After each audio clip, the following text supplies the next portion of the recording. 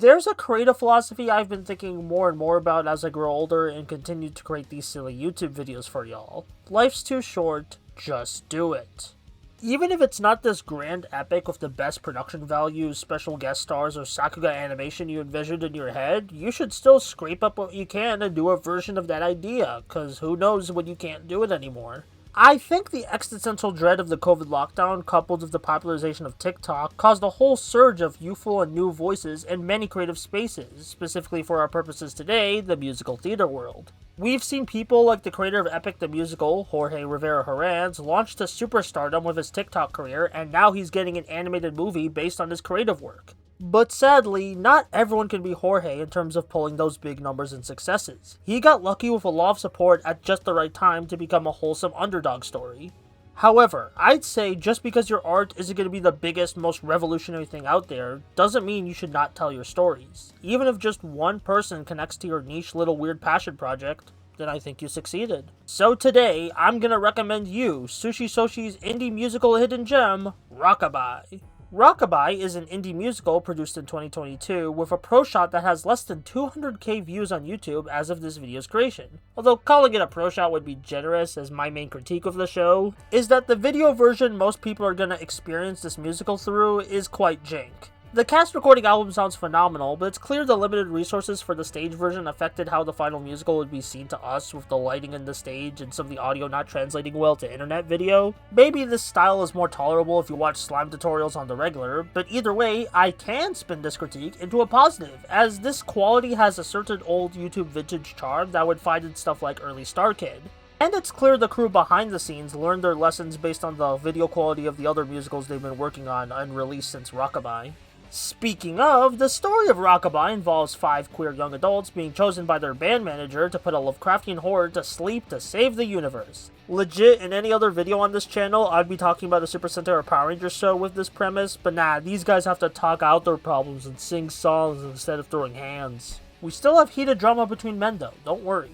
The musical's narrative is very charming. The 5 members of the band have great chemistry with one another to make even the chiller moments of the first act super fun to watch. You get a good mix of witty back and forth while still understanding these characters do care for one another, even during the twists and rug pulls of the second act, which I won't spoil the exact details of because I want you to watch the musical for yourself, but if you love everything going wrong stories like me, you'll love the second act of Rockabye.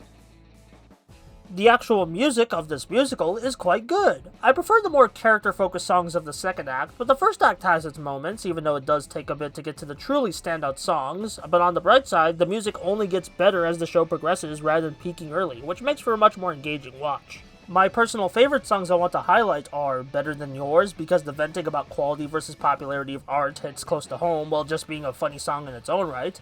How to Play the Keys for being a nice romantic character moment, and the combo of Crazy for You and Once Again, both from the second act. Even just from a glance, you can tell Rockabye is a very personal story for the creative team, as even with the heightened reality of the Lovecraftian threats the characters face, it tackles many relatable issues for fellow Gen Z creatives. Like a big struggle of the first act is the main character Calypso struggling to write something new to save the world while constantly comparing themselves to people with much more resources than them.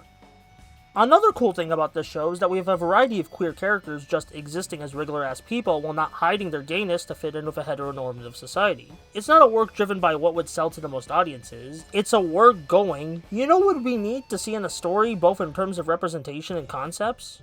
Unfortunately at the moment, in this world, being your truest self doesn't net you the big attention bucks. I do think this means Rockabye was never going to be hailed as the best, most popular musical ever, but I think that's fine. It would be nice for the show to get more positive attention, but it still exists, and I had a lot of fun with it.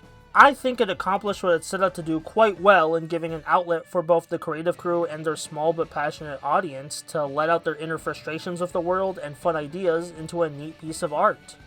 And that's why I would recommend Rockabye to you. Special thanks to my patrons, Gillustrations, Colero Bobby, Alex Dreaded Cypher, Zai of America, Mr. Falcon Punch, Riddler Randy, Titanium Rocket, Pack Jeff, and Jack Rocket.